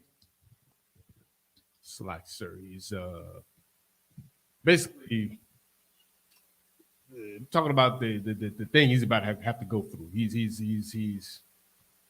going through it. He's letting them know, you know, this thing is that he's about to go on the go or whatever. Just imagine a brother that you love, right? A brother that you grew up with and went through hard times with, a brother that you battled with, man.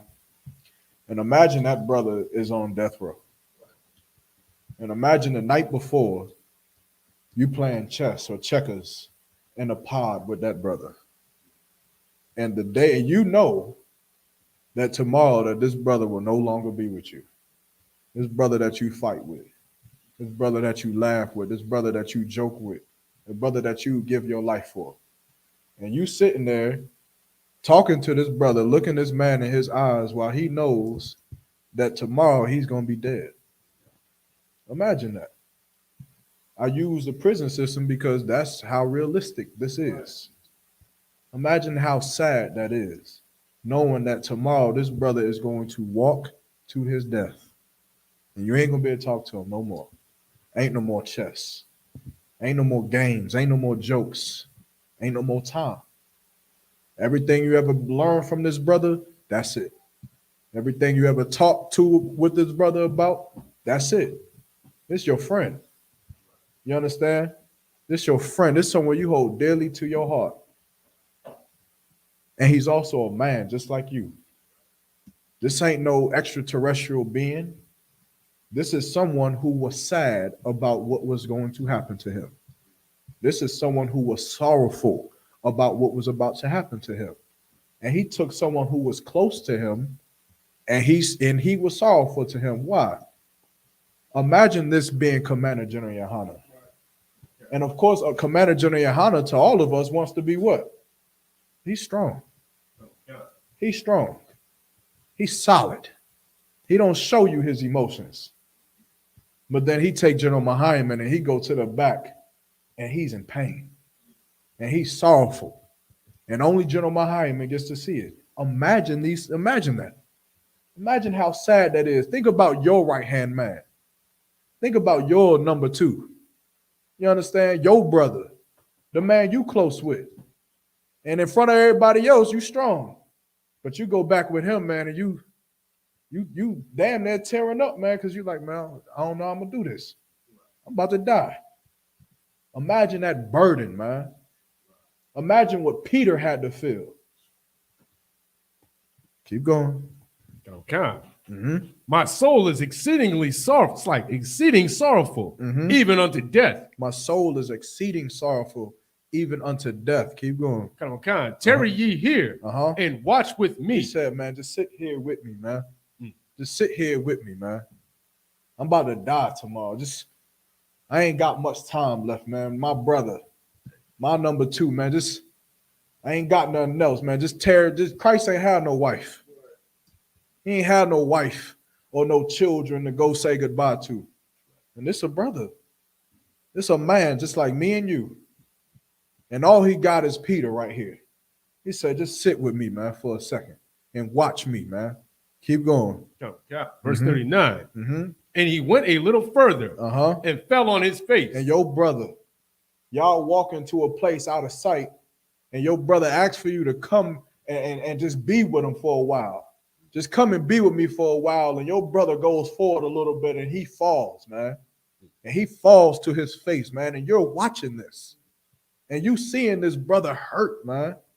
It's hurting him that he's about to have to go through this. And you can't do nothing about it. You can't do nothing. You can't do nothing. And he falls on his face. Keep going. And prayed, saying, "Oh, my Father, if it be possible, let this cup pass from me." And he praying to the Lord, please, Lord, If it's possible, man. You understand? If it be your will, let this cup pass from me, man. Don't let me go through this. Right. It's got to be some other way. There's got to be something else that we can do. Please, Lord, don't let this have to happen to me. Right. You understand? If it be your will. And you looking at your brother, pray for this, man. Holding back tears. Knowing what your brother is having to go through and knowing you can't go through it with him. Keep going. Mm-hmm. Nevertheless, not as I will, but as thou wilt. Verse 40. And he cometh unto the disciples and findeth them asleep and saith unto Peter, what? Could ye not watch with me 1 hour? Verse 41. Watch and pray that ye enter not into temptation. The spirit indeed is willing, but the flesh is weak. The spirit indeed is willing, but the flesh is weak, man. Meaning what? It's like, sir, Christ don't want to do this, but his will saying he has to do this. He must do this. Well, Christ is teaching his men. He's teaching again. And he's telling him to do what? He's telling him to not enter into temptation, man. To stay what? He's telling his brother to do what? Stay tall. He's saying stay solid, man. Okay. Stay solid, man. I'm about to go. I ain't going to be here with you no more. Okay. And your flesh is going to be weak. You understand? So you got to stand tall. You got to hold this down while I'm gone. Who did Christ pass the school on to? Peter. Okay. You're going to have to hold this, man. You're going to have to stand tall in this, man. It's going to be rough. But you're going to have to teach them brothers as I taught you. You're going to have to be a brother to them brothers as I've been a brother unto you. As I've been a friend unto you. You're going to have to do the same thing. Christ is teaching them still, even though he about to go die. You understand? Keep going. Count. Verse 42. He went away again the second time and prayed, saying, O my Father, if this cup may not pass away from me, except I drink it, thy will be done. Man, Christ was sorrowful, man. Christ was sad, man. Scared, man. He ain't want to have to go through this, man. Like any brother that you know on death row, or any brother who knows that his life could end tomorrow, man. Think about how depressed they be. Think about how depressed they be when they say, man, my life could be taken from me any day. Think about how sad death is, man. We take the realism out of this Bible, man, and we've replaced it with mysticism. Right. And magical stories, man, when this Bible is real. This happened, man. This was a brother that had a family who had biological brothers and sisters and a mother and a father, man. This is a man who ran around and drank juice and water and ate bread and played as a child, man, and played hide and go seek probably. Grew up, man. You understand? Was taught different things. And then was called unto the Lord to do the same job we doing now, which is to teach the truth of God, man. To fight against these Sadducees and Pharisees and these wicked Christian leaders, man, and to save his people, man. To be a rebel against these people, man, even if it meant that he had to die. Right. This is a brother, man, who got hungry. You understand? Who enjoyed sceneries, who enjoyed friendships, who enjoyed brotherhood, who believed in loyalty, who believed in responsibility and integrity, man.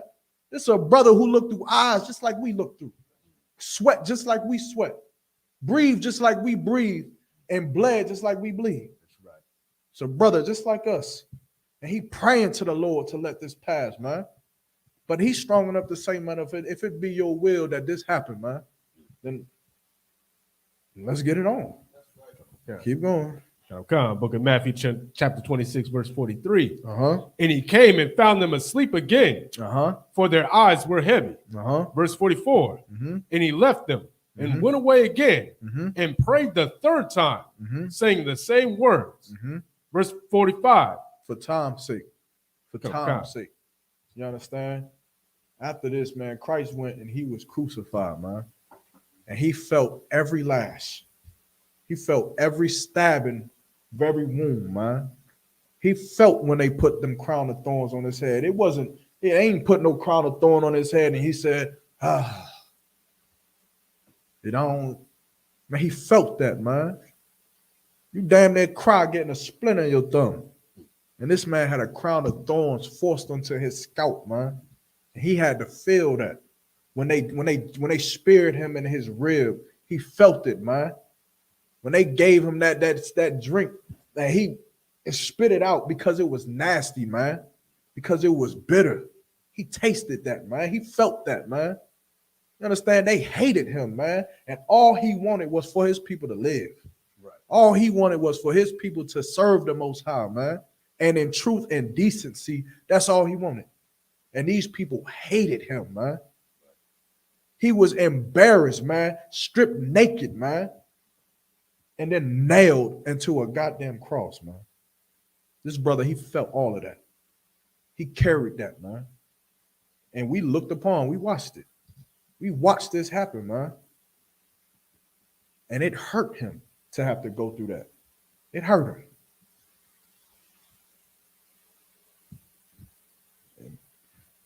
And you telling me that we can't stop eating pork. Right.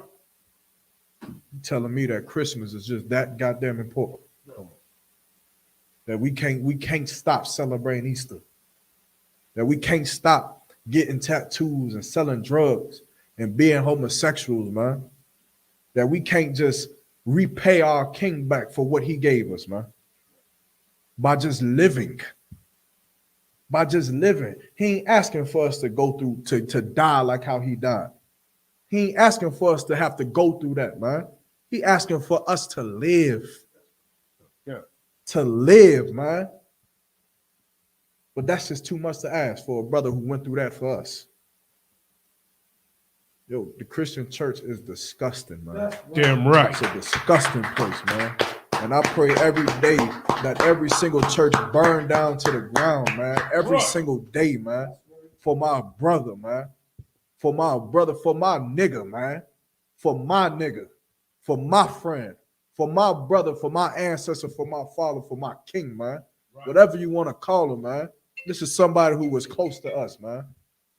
And you telling me we can't sacrifice the love of this world for him, man?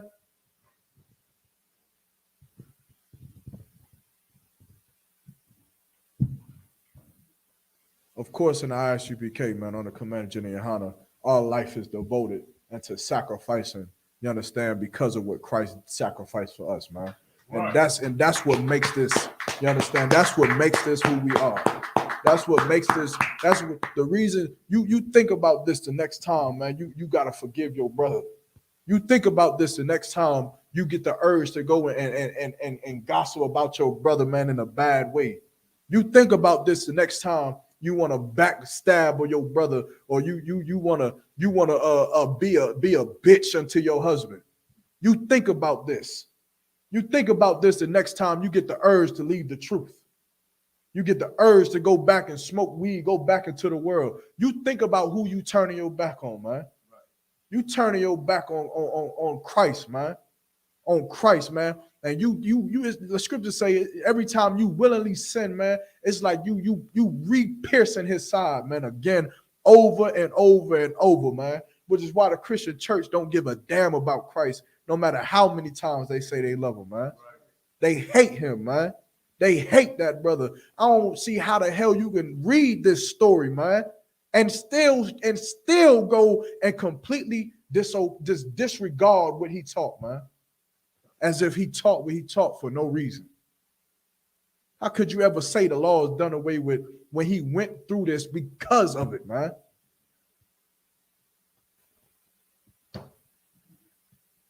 Think about this the next time you decide to celebrate Christmas and New Year's Eve, man. You understand? And with that, I'm going to pass the class over to Priest and Officer Thabawan.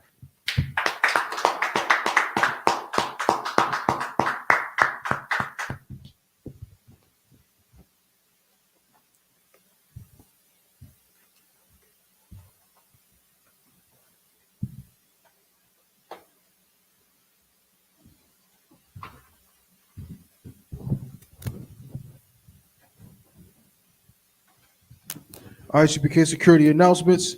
We're the ISUPK out of 1 West 125th Street, Harlem, New York, under Commanding General Yohana. New rules for brothers and sisters. When a new brother or sister comes to the school, they are off limits for 6 months. They ought to be saluted only. They're here to shed themselves of the world.